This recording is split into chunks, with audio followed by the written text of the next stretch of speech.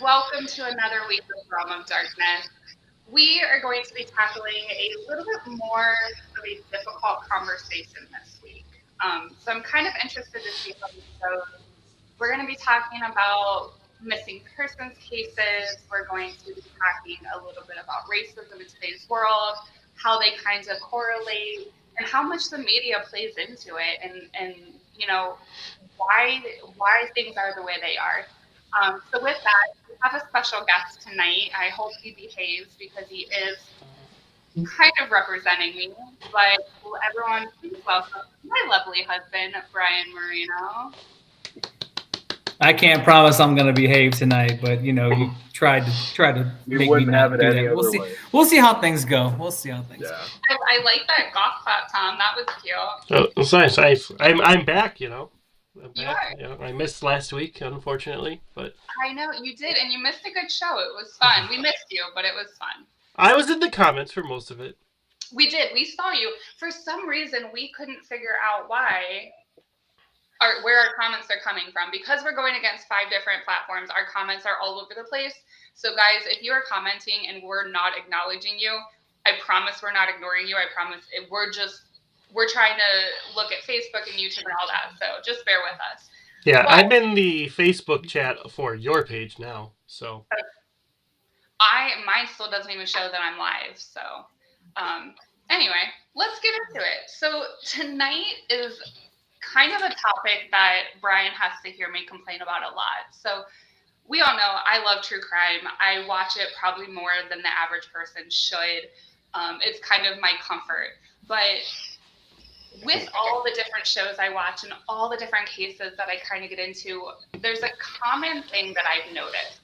And and I think other people have noticed it too, but when someone goes missing and the media publicizes it and the media really digs in and focuses and blows it up, that can be great for a case. Get the person's face out there, get the name out there, get people looking for this missing person. But in my opinion, it seems like the media focuses more on white women. There are there's a lot of different minorities that go missing. There are Black women, Black children, Black men, there's Hispanics, there are Asians, but those cases just aren't publicized in the public eye as much as some of these white women are. And there is a condition that they say is with the media. It's called the missing white women syndrome. And I want to bring focus to these cases. I want to know why. Why are white women focused on more, or we should just say white? Why are white people focused on more than the minorities? It's definitely true. Like you think of the biggest missing person cases you see any you got like the Kaylee Anthony from like 15 years ago. Obviously Gabby Petito a couple years back. You hear about those, but you rarely see persons of color or any of that kind of thing in any kind of media or I mean you don't know about it unless you're close to the area. It's not national like some of those other ones have been. So Well, definitely a thing. and it's crazy because people do say, like you said, there's a lot of white missing people that are very infamous. Natalie Holloway, Lacey Peterson, Shanann Watts, Amanda Berry. There's and I could go on and on. There's Elizabeth Smart. There's so many different people, but name me one minority that has gone missing that you can rattle off like that because I know I Oh, can't. you mm-mm. know and and it's terrible because in reality in a year tens of thousands of people go missing and 40% of that is made up of the Black community, the Black women and children. And people will come back, and I've had people argue, say, well, it's based off of population. Okay, let's break that down. 40% of missing person cases are Black women and children. The Black community makes up 12% of the US population. Tell me how that equals out, It doesn't. not right? in the slightest. I'll Right. say we do have one comment already that you're echoing badly, Ashley. Just so you know. Oh, that might be because Brian and I are in the same house, and I am Probably. talking extremely loud. But just to let you know. Well, thank you. I just want you guys to hear me twice. Oh, well, it is an important topic, so understandably so. Well, I usually hear her more than twice, and I don't want to hear her more than that. So she's probably doing something about that right now. Cause I Love wanted it. my microphone in better, but I'll try to calm my voice a little so it doesn't echo throughout the house. But looking at these statistics, it's very upsetting because even as children, 30% of the missing children cases are Black children, and you don't hear them on the news. You don't hear them blown up in the media, and I know a lot of people kind of blame. We'll shut this in case this is it. A lot of people and a lot of public blame police officers. They blame police forces and the departments working on these cases. But in my opinion, and I would love your guys' opinion on it, is I think the media has a lot to do with it. The media, they're the one who different races turn against each other. The media is the one who picks what cases they blow up and which ones they don't. The media is the one who makes. I see your chat. I'll get the headphones. The media is the one who really. They're really the ones who are kind of making the police force have bad names too. One of you guys can take your way while I You're absolutely right. It may look like the police aren't doing their job, I guess, in a sense, which may or may not be an actual thing.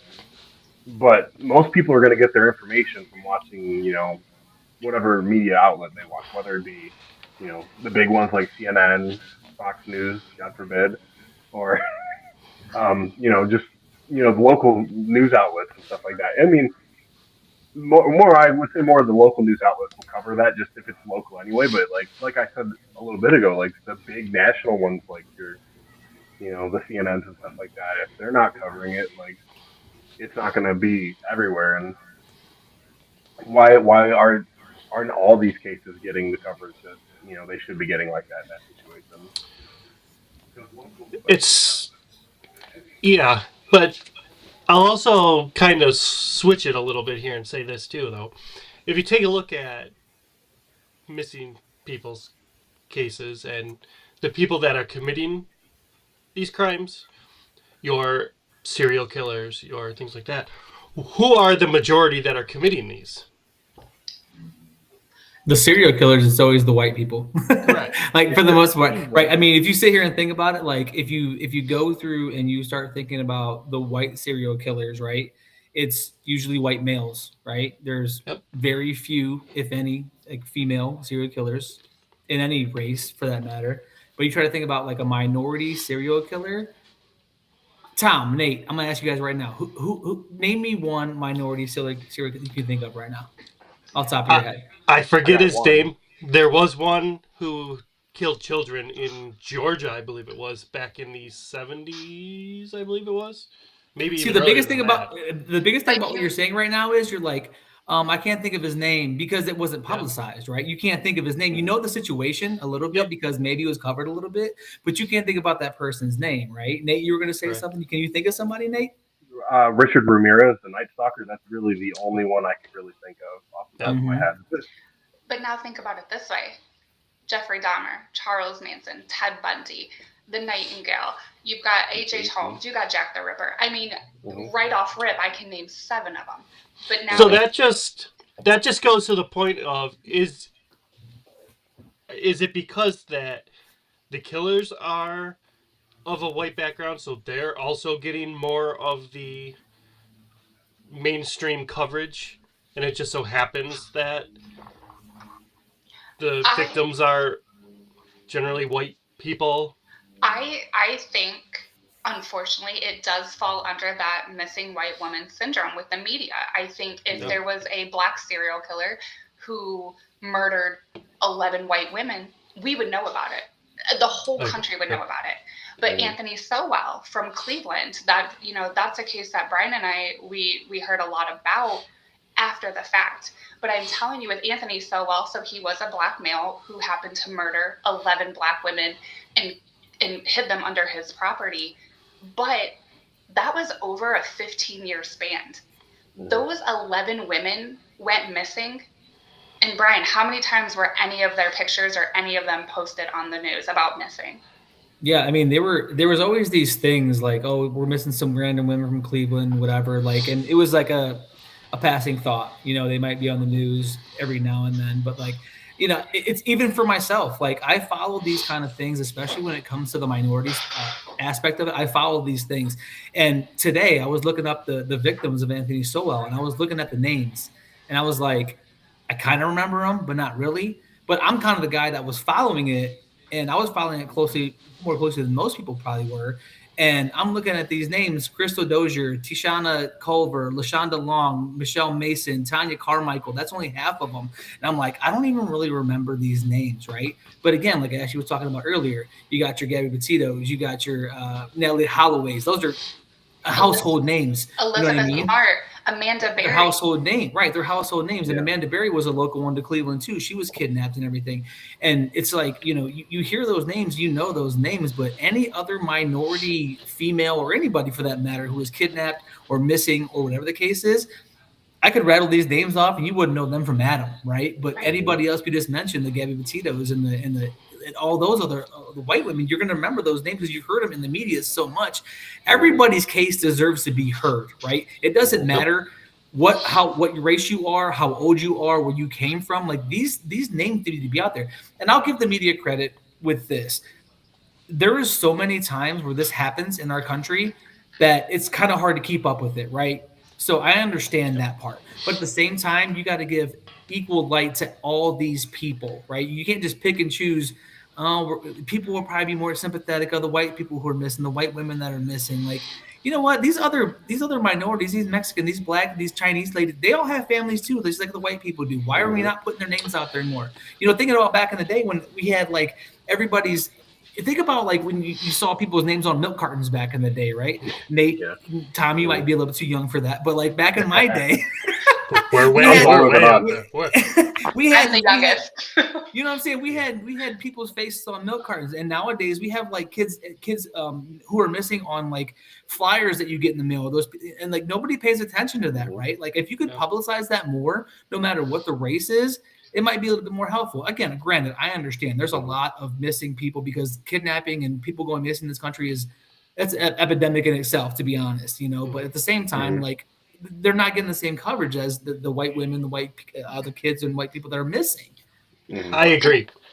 Yeah, and I will say in our area we do, and Nate, I know you're going to roll your eyes, but we do have Fox 8 News.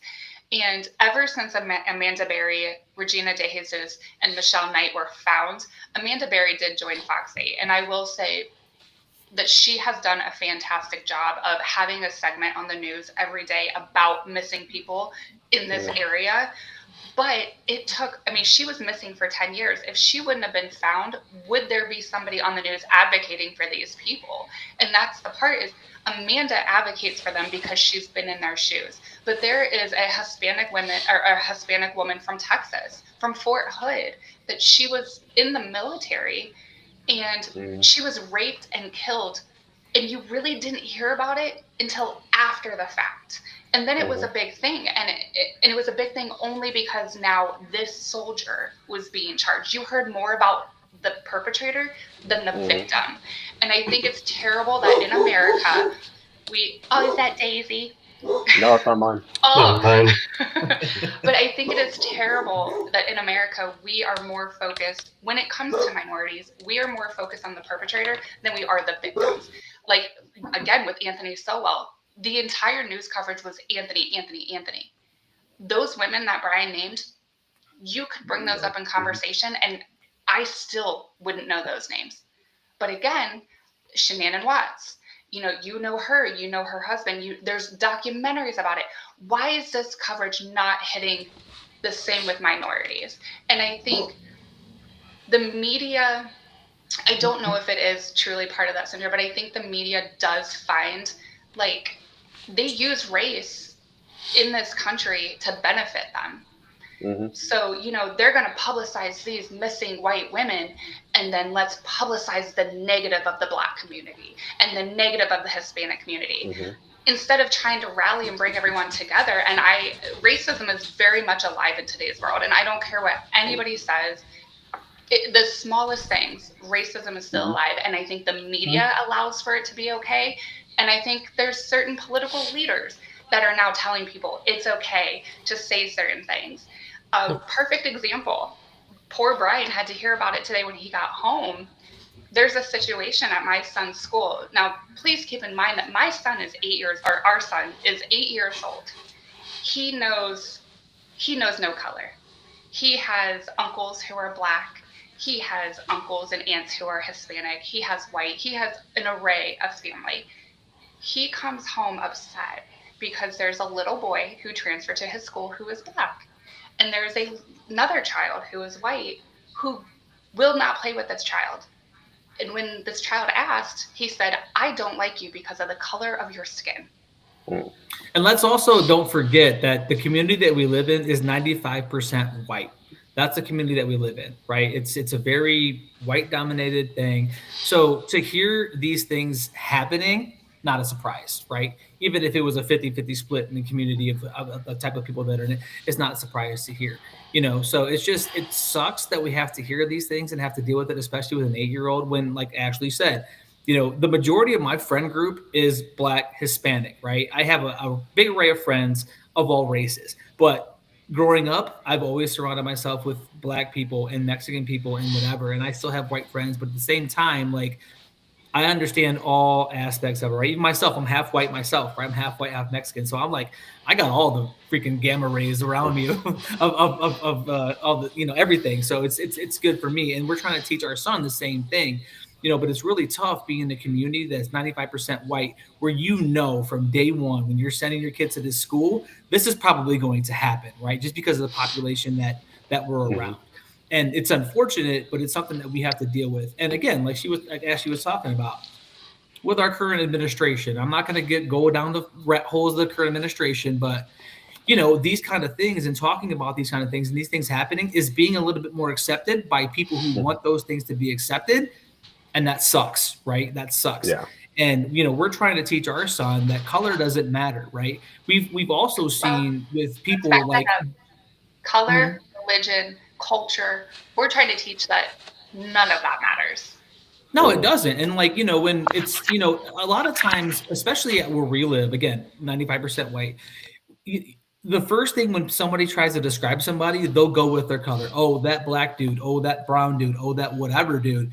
And we're trying to teach our son, like, describe them by something else, like the tall kid, the whatever. Mm-hmm. Pick something. Don't start with that. You know what I mean? It's Yeah. just start with something else to be a descriptor of somebody. There's no reason to gravitate toward their color of their skin, because at the end of the day, it doesn't matter, right? Like, I'm a We're big all Martin people. Luther King fan. I'm all about the content of character. That's what Mm-hmm. matters to me, right? I don't care what color you are. If you're not an asshole, I'm gonna be cool with you. If you're an asshole, I'm probably not gonna be cool with you. I don't care if you're Black, white, yellow, or Mm-hmm. Asian. You know what I mean? Like, that's just how it is, and that's what we're trying to teach. And it just sucks that that's still alive and well today. And again, with what's going on in our current climate, like, it's just been acerbated by these Mm-hmm. things happening, and people were thinking that's okay. And I mean, dude, we're in 2025 now. There's an array of Mm-hmm. people in America. It's going to stay that way. I don't care how many Mm-hmm. you're trying to deport and how many you're trying to get rid of. It's still going to be a melting pot no matter what. You got to Yeah. accept it, right? You got to look at the character of the people. That's what matters. It doesn't matter what color, race, creed, whatever you are. Mm-hmm. It's about the content of the character to me.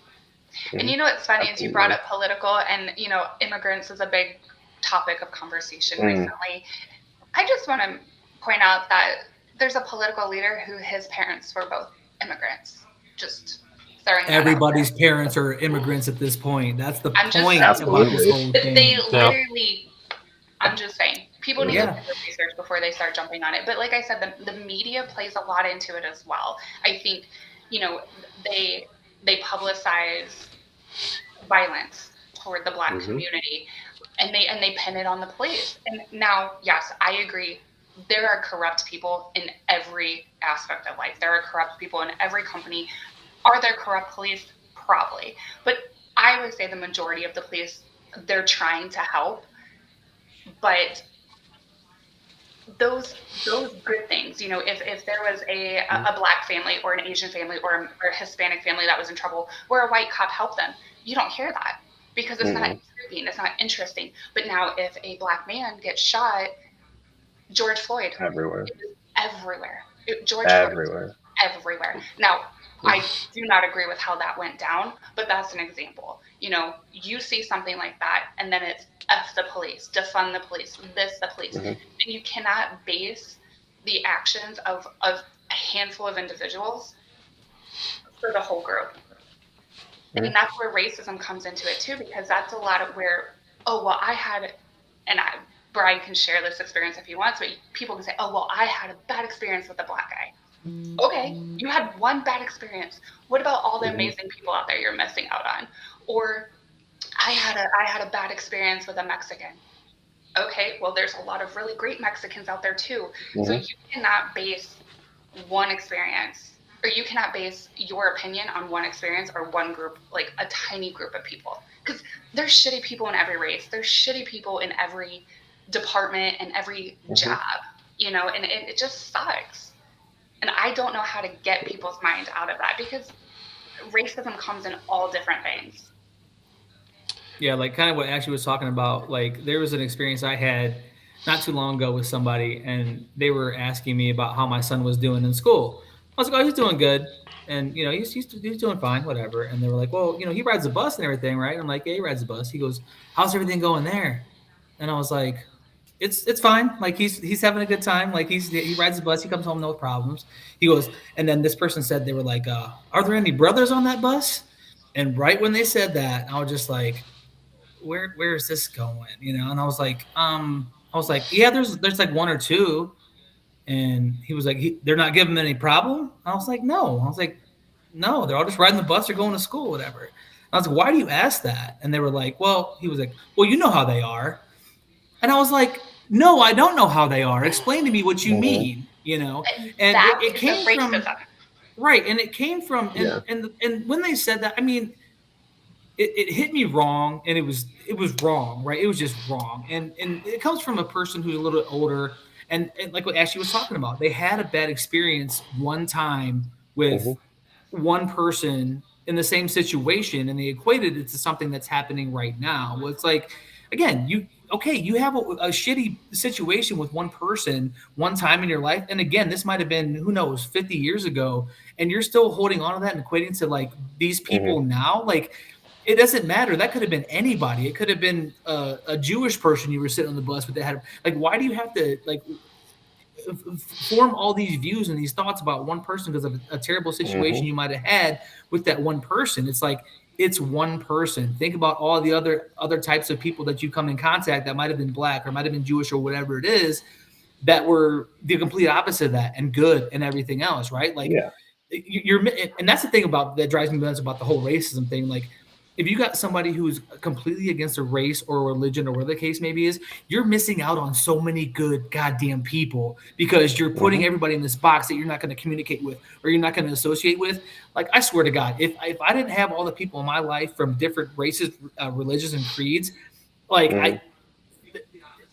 my world has been so opened up because I've allowed those people to Mm-hmm. be in my life, right? The people that shun those people, how can you be so close-minded and not be accepting of like the content of the character, like I was talking about before? Like, you're missing out on so many good people because they're not white or they're not like me or they're Mm-hmm. like whatever. Like, you're missing out on so many good people, and it drives me nuts that people are that close-minded. Well, You and the know, problem. No, go ahead. I was All just right. gonna Sorry. say, truth be told, I have more issues with white men than anybody else Mm-hmm. in this day and age. Hmm. So I call it small town mentality too. Like some people, like where I went to school, we had 80 kids in my graduating class.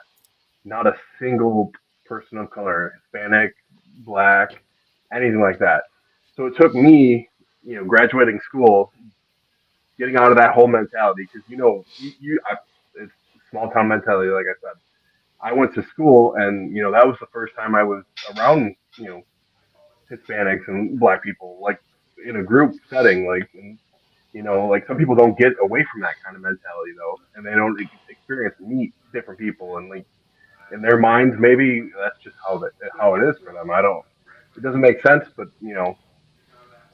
people are what's the afraid of the unknown. I guess they're Mm-hmm. I mean, the unfortunate thing is it does go both ways. Like, we're not hmm coming on here to slam like white people, or Of really, I'm on course. here, I'm slamming the media because racism hmm goes both ways. I hmm know white people who have made comments where I'm like, that's racist. No, it's not. hmm But I've also had black people that have made comments about white people. I'm like, that's racist. And hmm I've had Hispanics and Mexicans say things that I'm like, that's racist. And they're like, well, hmm it's not racist if I'm a minority. I'm like, no, it is still racist. It is still generalizing a Oh. comment or an idea or an opinion on a group of people. Just because you may be a minority does not make it okay. hmm And hmm and getting back to the media, like I said, I feel like if we could all just be unified, if we could all come together, forget color, forget religion, forget culture, background, immigrants, whatever, if we could all come together, like we could just do amazing things. But instead, hmm the media gets more when they're pinning us against each other. They're I getting just wrote more. something down. Yeah. Yeah, they're getting So more interesting stories. They're getting more hits, more YouTube, more TikTok viewership. videos. Yes, It Well, all yeah. of comes down these. to viewership. That's all it ever is. They're going to put on TV what brings them the most views, and that's a lot of why it's always the white people because all the white people are going to tune in. It's not for them. They don't. I the media does not care. They're just looking to make money. That's all they've ever been about. So whatever is going to get the most people to watch is what they're But going to put on TV every it's day. not also just like media in the sense of like news stations and things like that. If you go onto like a platform like Netflix, for instance, go to the crime documentary section. Take a look at all the documentaries that are done on missing people, and what is 99% of them? Mhm. Mm-hmm. All the same people that are in the mainstream media getting Mm-hmm. coverage when other people are not. Now, I will say there is a new show. It's not a new show. It's new to me because I live under a rock. There is a show that he giggles because it's true. She There's a does. She does under a rock. yeah. There's Not a show. metaphorically, like pretty much literally. Anyway, go ahead, Ash. I'm sorry. No, but there's a show, and I told you guys both about it. It's called Text Me When You Get Home. Yep. That show does a fantastic job of bringing people on and telling their stories who are not infamous in the missing persons or infamous in the murders. People like we know about every day. I have been watching a few episodes and seasons, and I haven't known anybody on there. And I think the putting that stuff out there, and I'm going to kind of jump track because I've got two different thoughts going. One is we need to hear about everybody's story. We need to hear from the victims because the ones who survive and the ones who make it out, like um, Amanda Berry, and it gives hope to other victims. It shows that they're not alone and they don't have to go through this alone. Because there are people who go through these things that end up taking their lives because they just can't handle it. But sharing these stories and seeing how these people, they come out of it on the other side and they survive it and they're able to go on every day, even if they're struggling, they're still able to get up every day. We need to publicize that. But then also, being the mother of a biracial child, so my son clearly is white and Mexican. If my son were to go missing, I would want my son to get the same media attention that Gabby Petito got. And maybe Gabby's a bad example because she was an influencer, so she was already kind of in the media mainstream. But if my kid goes missing, I want the same attention that the Watts kids had, or Lacey Peterson, or and would he get that because he is biracial? Like, there are so many families out there suffering, and I forget what the numbers were, but I think they said annually there's like 100,000 bodies that are unidentified, and over 1,000 of those, or just a little over 1,000, are identified within a year, which means there's all those families who don't know, but then there's all those people and those victims who don't get to rest. And it's terrible. And Tom, you said something in a couple shows ago that I want to bring up. where you said, like, it is 2025. How are people still going missing? Yeah. I mean, Mhm. with the way technology is today, social media, things like that, how do people still go missing? We have cameras on. I mean, you walk down the street, there's a camera in almost every house. Mhm. So how do people still go missing this day and age? Unless it's just no one cares. Mm-hmm.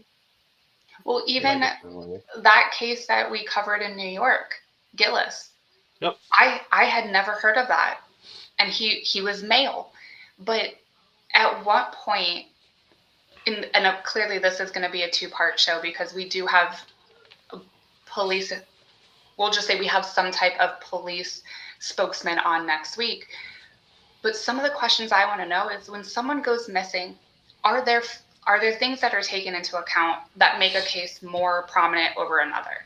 Is it age? Is it race? Is it sex? Is it social status? Like, do they have ties to drugs or sex work? Or, it's like what in a missing persons report kind of leads the cop to say, okay, if you have 5 of them in front of you, how do you know which one you should work on first?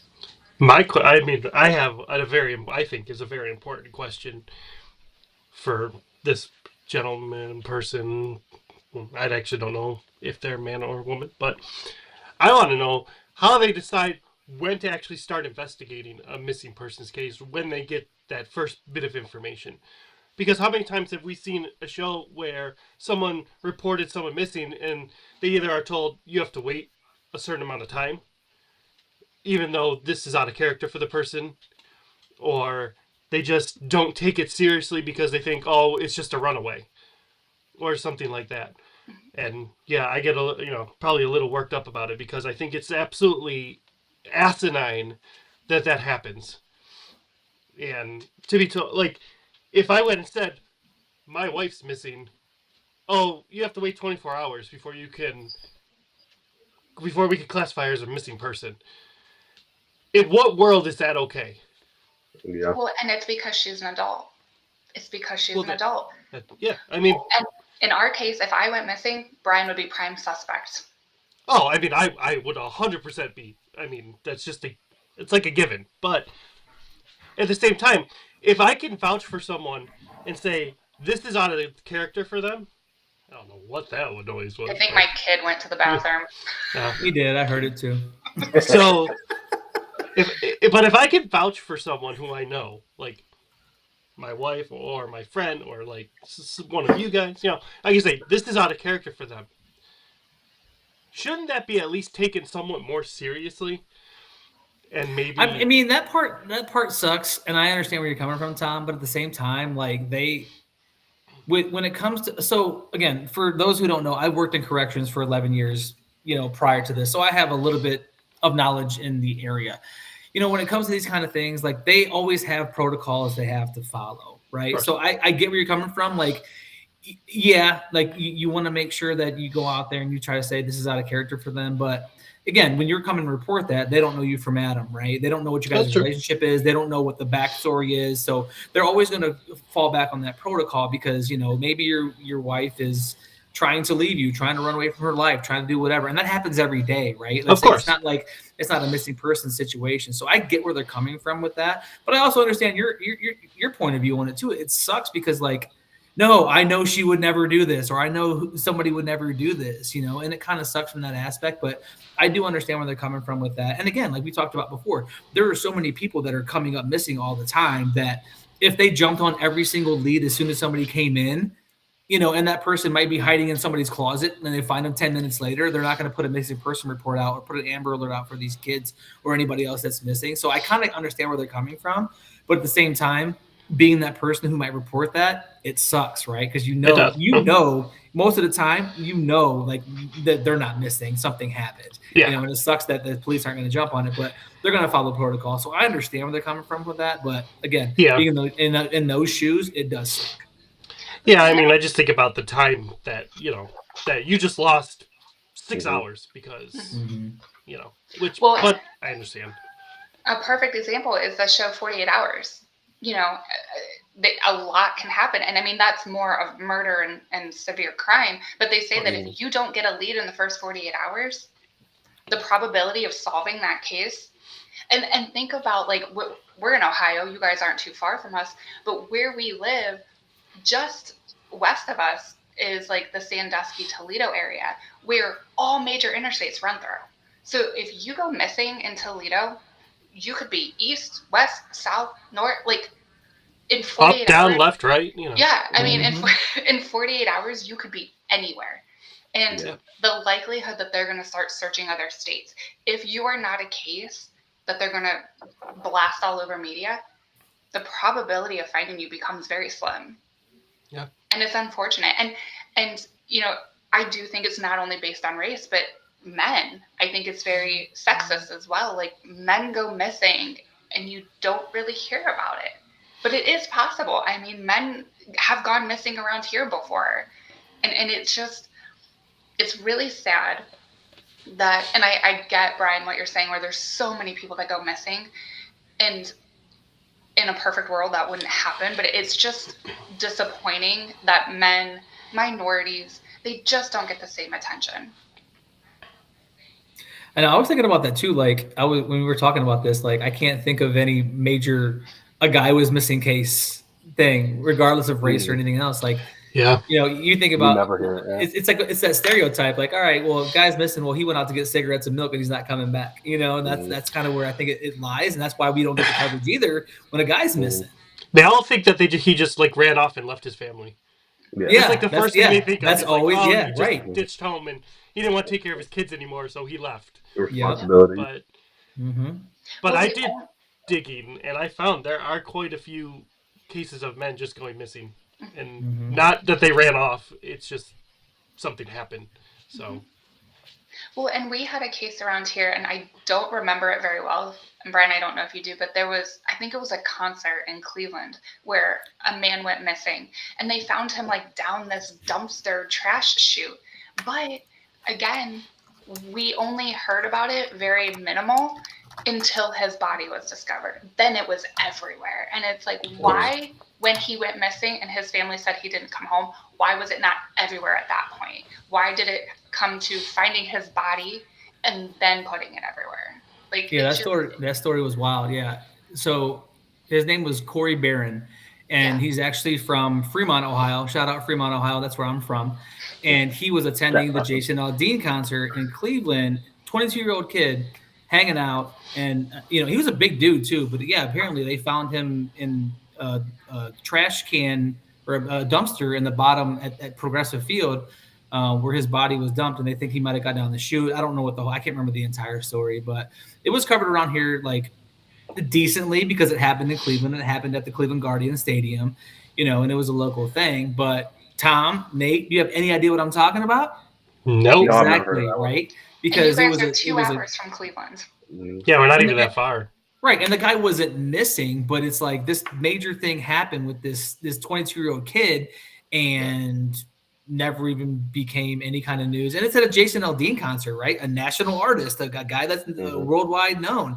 And it's at his concert, but did it get any kind of coverage outside of Cleveland? Not at all. You know what I mean? Yeah. So it's like, and then I can't remember if they ever found I don't think they ever found the killer, but, you know, or whatever happened to the kid. But, you know, and they were trying to claim that it was maybe he got drunk and fell down or whatever, but the whole thing about the whole thing was like he couldn't have possibly done that, and somebody had to have done it, whatever. But yeah, I mean, you know, bottom line is you got the situation with a 22-year-old kid who, and I call him a kid because he's 22 and I'm 41, but like 22-year-old kid who, you know, ends up getting killed, and again, no coverage about the whole thing anywhere unless it's locally, and that's it. Yeah. Well, let me ask you guys this. Speaking of, because you brought up Jason Aldean, and this actually jogged my memory of something I was looking at the other day. Have you all, and this has to do with young men disappearing, have you guys heard about the consistent stream of young men disappearing from either Jason Aldean or Luke Bryan's bars in Nashville? Never heard of that at all. Never. Yeah. No, yeah, apparently this is, I want to say, the third or fourth one that they are looking for because they are disappearing after leaving the bar. That's interesting. See, and that's crazy because the last time I really heard, and I don't even believe I was born yet, but the group of men was Jeffrey Dahmer. That was the last time you and honestly, as Mhm. much I don't want to say I Mhm. love Jeffrey Dahmer, but as much as that case interests me, I can't name one victim. No. But I can tell you Jeffrey Dahmer's entire past and I can tell you everything about him, but I cannot tell you anything about the victim. And they were all men. And Mhm.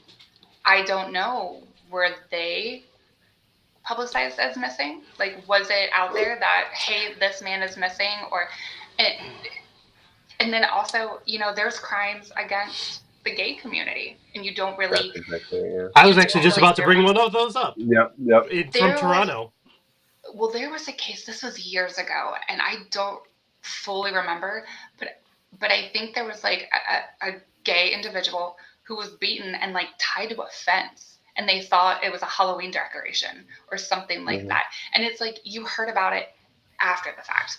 But leading up to that, you had heard that this kid was being bullied, he was being followed, he was being harassed, and not that that has to hit the media, but like, why was nothing done? Mhm. And this conversation is taking a big turn, but that goes into bullying and like, Yeah. Mhm. why are things just not being done? And I interrupted your thought, Tom. Go ahead. No, I was just gonna say, because I will say that this case that I know of is probably the last case that I remember that was a male, besides like the Long Island serial killer. Um, Obviously, everyone knows about that one.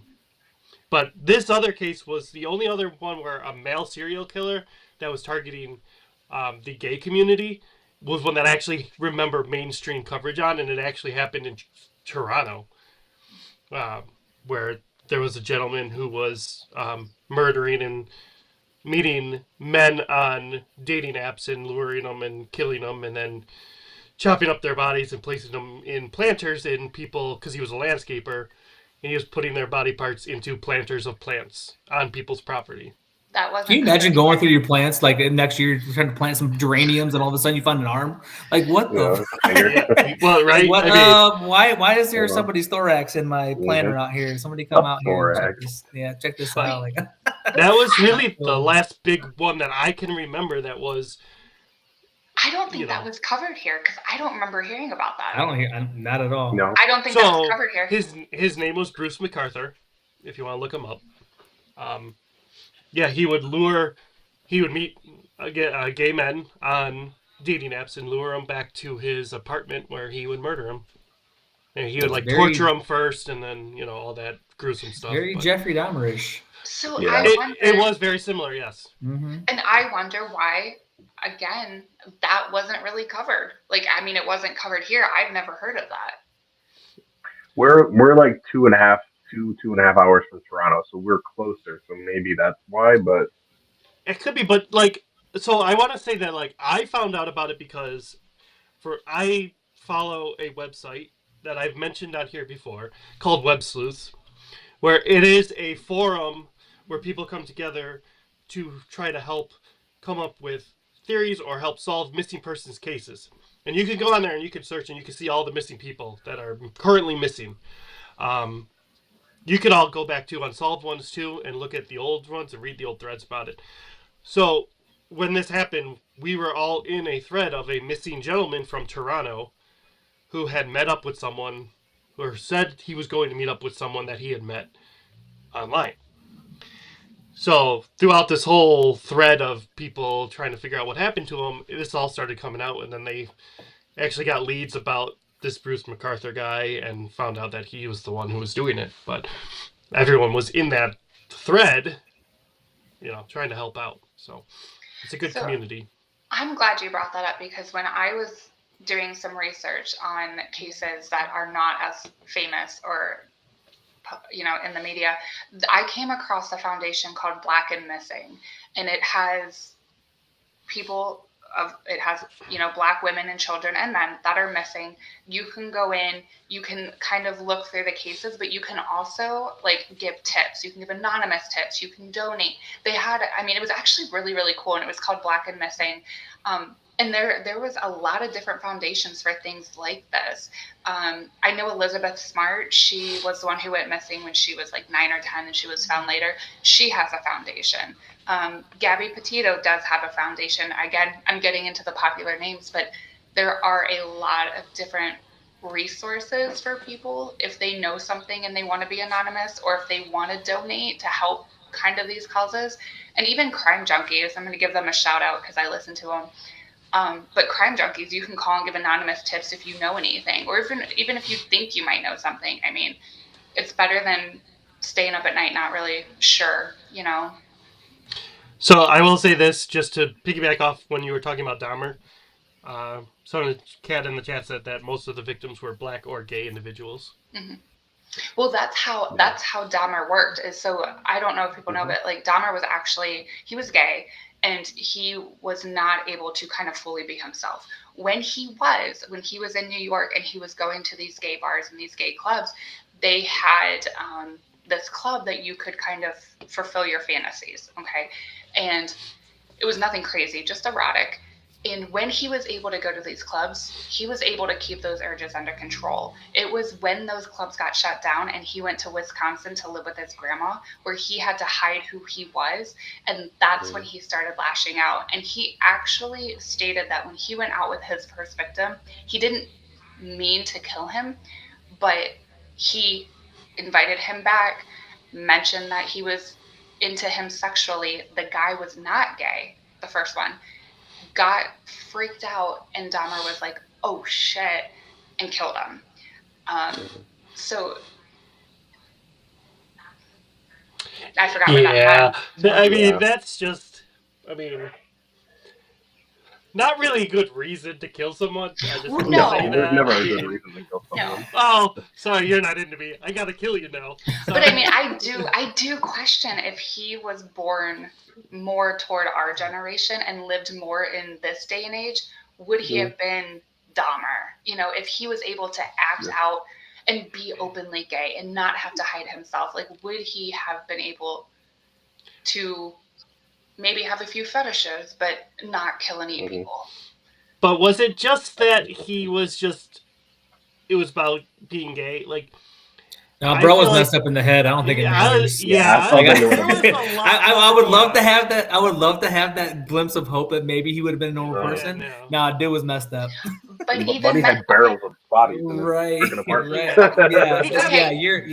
You're messed freezer. up. I mean, even mental health though. But mental health, the resources nowadays are a lot better. And I'm not, for anybody watching, I am not defending Dahmer. I'm just saying. Sounds like it. The resources nowadays. Shut up, Nate. Well, that took a turn. I'm just saying. I feel like I might come up missing, y'all. So if I come up missing, remember this conversation. Remember her last episode about Dahmer. Somebody record this right now. Well, it's funny. I'm gonna out myself now, but it's funny. I always tell them, I'm like, hey, we have protected wetlands behind us. Like, you can't dig that up. And we're like, Listen, I'm claiming deniable plausibility like right now. With anything that happens, I wasn't here. Your life insurance is up to date, right? Oh, Lord have mercy. I'm just kidding. But anyway. I mean, just to say, because I will say this, because Kat also brought up a good point. We're not going to give Dahmer any passes because he specifically chose the black gay community because he knew that no one would care.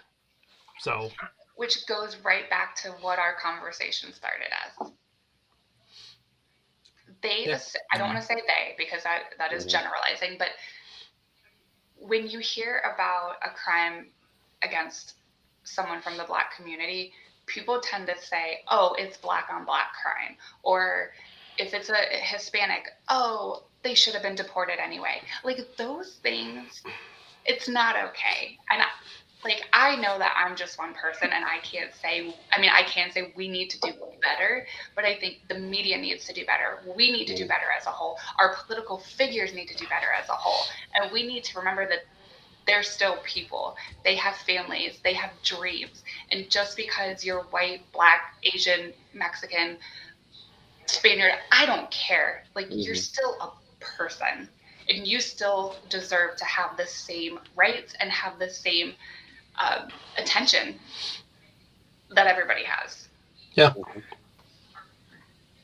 Unfortunately, certain politicians have, made certain things a little different than they have been in a long time. It feels like it anyway, but I we could have a agree with whole you. show on that. So I yeah. agree with you. I think racism, it's very prominent. It's always been around, but it has been dormant for a little bit until Mm-hmm. certain figures get into office, and now Mm-hmm. they're making it okay again.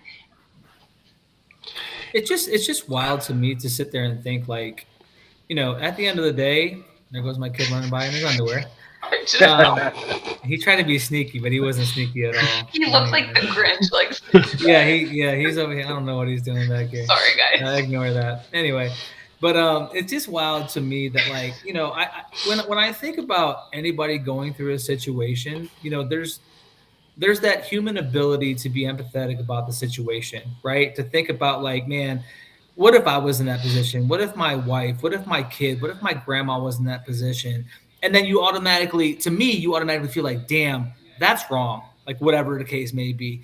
But you got these people, I don't know what he's doing. You got these people who like, I don't know if they don't have the ability to do that or they block out the ability to have that, but it's like, man, like I don't understand how you can't feel something when you see somebody going through something. I think about again what we're talking about now with the current administration. I think about these deportations, and I think about some of the recent ones. That 2-year-old kid who was going through cancer treatment here, who got deported to a country that they weren't even from because they weren't an American citizen. Well, they technically were because they were born here, but and I think about those people who were deported, that maybe were again born here, but they get sent somewhere else. Like how, putting myself in the position, if I get sent to a country where I don't know anything about because that's apparently where I'm from, like putting yourself in that position with those people, like thinking about it. But you got these people who are on the other side of that who are just like, oh well, they don't deserve to be here. They don't have the ability to put the empathy part into that to think about like, damn, what if that was me? What if that was somebody I loved? And it's like, who cares? But we're all freaking people here, man. Like we Mm-hmm. all have feelings and thoughts and dreams and desires to do things.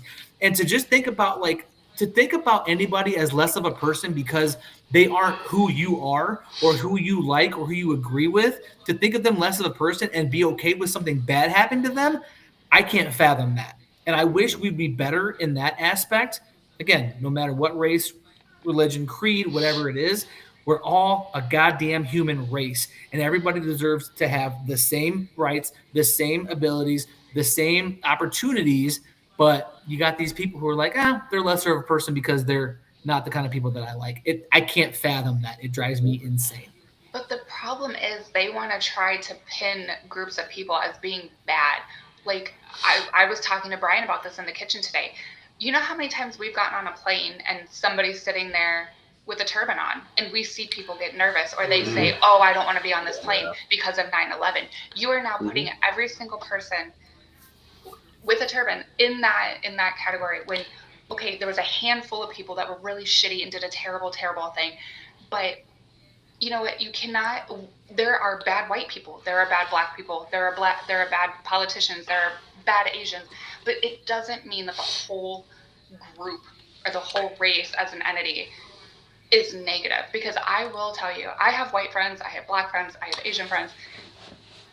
If something were to happen, whether it was to Brian or to Cameron, if something were to happen, there is one friend, two friends, we'll say two, because one lives close and one lives far, that I know I can call and they would be here at the drop of a hat. And one is biracial and one is black. What's really funny about that too? If you take a look at like it's going a little off missing persons, but it has the same context. But if you look at anything that has happened in the US, such as like the Oklahoma City bombing, the Unabomber, that bombing in Nashville with that guy's truck that blew up a whole block. Who were those people that did that? Citizens. White homegrown Not Americans. just that. White homegrown Americans. Mm-hmm. Mm-hmm. Mm-hmm. Yeah, and that's part of our biggest problem, but we downplay it because they're white homegrown Americans. Correct. I was when I was talking about this whole thing about the immigrants, especially when Trump was doing this thing on the campaign trail. Immigrants are bad. Immigrants are bad.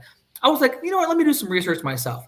And I went and looked, and I was looking at some stats over the last like year prior to him starting to run.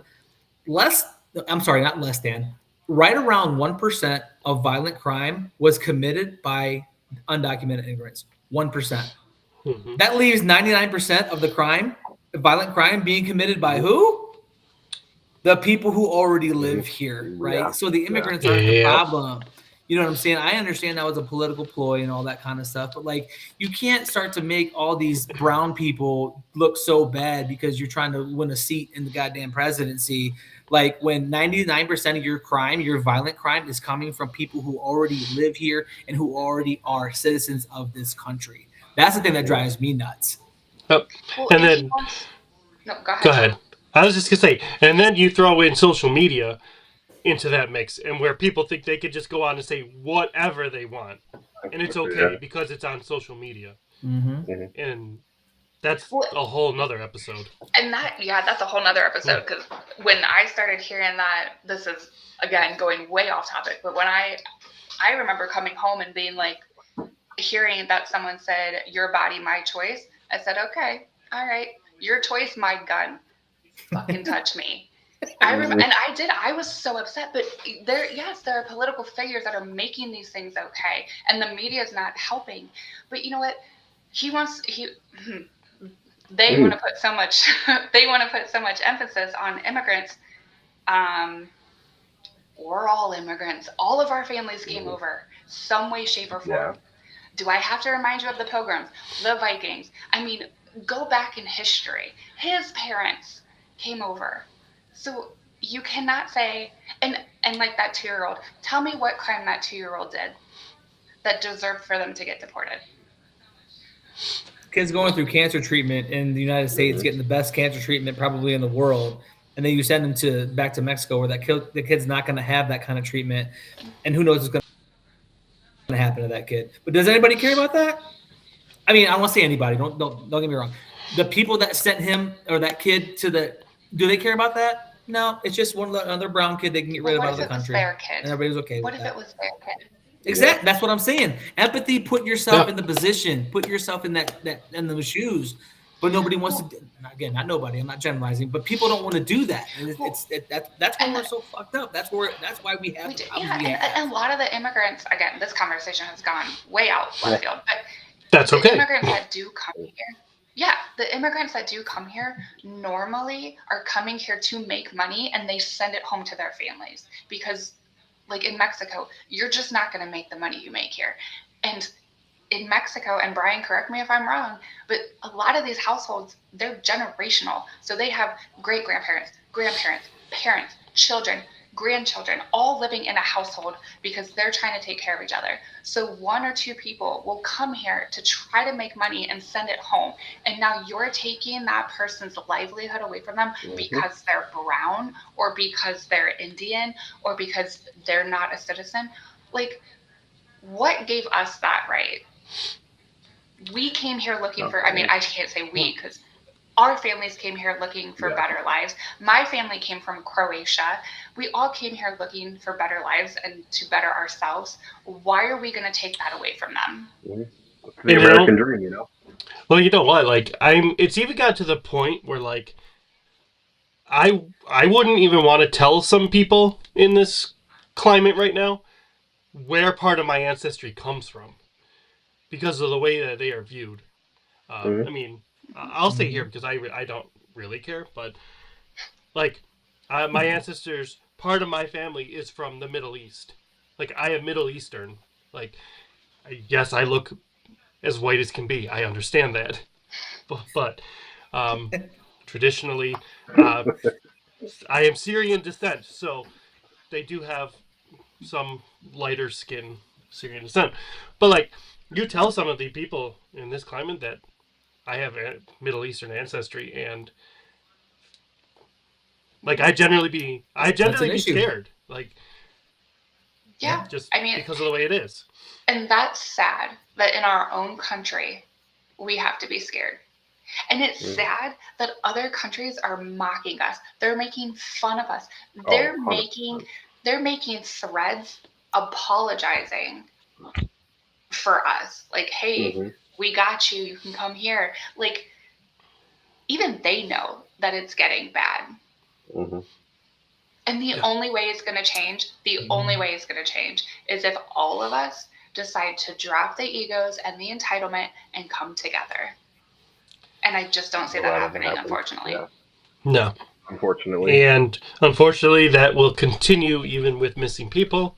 Unfortunately, especially on the minority side. And and you know what, Tom? You just gave me a great idea. I'm probably going to put more work on you two, but I think we need to I can't even think of the words. We need to do and preach, like follow what we're preaching. Why don't we, on every show, for 5-10 minutes, spotlight a minority who is missing in the U.S.? We could. I actually want to create an entire show based on that. Yeah. And I mean, it can be just like an actual TV show, not a podcast, but yeah. In case I wasn't clear. We could do a segment, we could do a commercial, and we could put it in the middle of the podcast and say, hey, you know what? Here's a missing case that we found. Here's a minority. Yep. And we don't have to keep it just to minorities. We can do everybody, but I think we need to start spotlighting these cases. If the media is not going to do it, F it. Let's do it. Yeah, I agree. It's not a bad idea at all. You know, I like it. It doesn't take much to just a poster right up on the screen and say, this person, if you have any information, or you know what? We can run their name at the bottom with the police department in the area that they went missing and say, hey, you know, here, if you know anything, we can we can say too, like, if there's anyone watching that wants someone featured or wants to reach out to us about someone that they may know or really feel passionately about help or even talking about this person who's missing, they can reach out to us at any point. We will talk to them. I will gladly talk to them. I will do whatever I can to help. I mean, they can come on the show. We had back before you guys were on Realm of Darkness, when it was back on WLTKDB radio, there were 3 little boys out of Michigan that Brian actually brought the case to me, and it was called the Skelton Brothers. And after I did research on it, it really struck home because they were 3 little boys that went missing. They went missing on Thanksgiving. The father was a suspect. There were no bodies. There was nothing. And this mother was distraught. And I ended up getting a hold of the mother, and I had her on the show, and we interviewed her. And she told us firsthand what happened, what it was like, what she went through. And it's been years. And I still think about that case at least once or twice a week. And I think about that mother, and, you know, even just getting it out, like, I mean, she came on and she told her truth. She told her story. And I had a lot of people reaching out, and then a lot of people went and liked their Facebook page that had never heard of them before. And something simple like that, like, it was just, I could not imagine being a mother or a wife or a daughter or whatever, and having somebody you care about missing and feel like nobody's helping you. It's a terrible, terrible feeling. Yeah, that's why especially, I won't speak for you guys, obviously, but I will say that I'm always willing to help if someone wants to reach out and, you know, just for us to shed some light or just bring it into a spotlight that maybe might jog someone's memory. And that's kind of what one of the main things I want to do is, especially with, you know, you guys know the show that I'm always working on, and just, even if it doesn't lead anywhere, just keeping their names alive and in people's minds, because you never know, that could be that one person that says, oh wait, I remember something, and just like that, it could lead to something. I am glad you said that, because during research, I found that there was someone who went missing, and 73 years later they were found. They were kidnapped as a child, and they didn't know. The family that kidnapped them kept them as their own child, and 73 years later they were found, and they were reunited with the family that they had left. Like, crazy. Was that the one with the sister? Or was that a different one? There was one where I remember reading that, like, this woman was, like, kidnapped and held, and she didn't know, and eventually they found her, and she was doing that. She had a whole sister and everything that she never knew about. So that's crazy. Yeah. That's crazy. Happens all the time. Unfortunately, like it shouldn't, but Yeah. Right. I hate to say this, but that hour has gone very, very quickly. We have come to the end of the show, guys. Like I said, this is technically a part 2, even though this conversation has went down many different avenues. All things that need to be talked about and all things that need to have the light shed onto it. But next week we do have someone from a law enforcement area who will be joining us. We're going to be keeping them anonymous just for their safety and the safety of the department. But we're going to be on here asking the questions that you guys want to know, asking the hard questions about missing people and how they kind of look into it. We should, speaking, before you finish though, speaking of that, we should put out a thing on Facebook, on the Facebook page, saying if anyone has questions that they want us to ask, to send them to us. Yeah, send them to us, guys. Our email is going to be at the end of the show. You guys can reach out to us on socials. But like I said, next week is part 2. We'll get to ask the hard questions that we want to know answers to. With that, I'm going to end this show a little bit differently. I'm going to say, do something kind. Be kind to someone. Be kind to somebody who is not like you. Go outside your comfort zone and meet new people that maybe you wouldn't do on a daily basis. With that, Brian, thank you for being our guest. I love you. I will see you in 2 seconds. But thanks for joining. Just got to walk to the other room. I just got to walk to the other room. Thanks, y'all, for having me. Had a great time. Appreciate it. Had a great conversation. You guys, I'm sure I'll talk to you in a group chat here shortly, but most likely. Yeah. Everyone have a good night, and thank you for joining us. See you next week. Bye.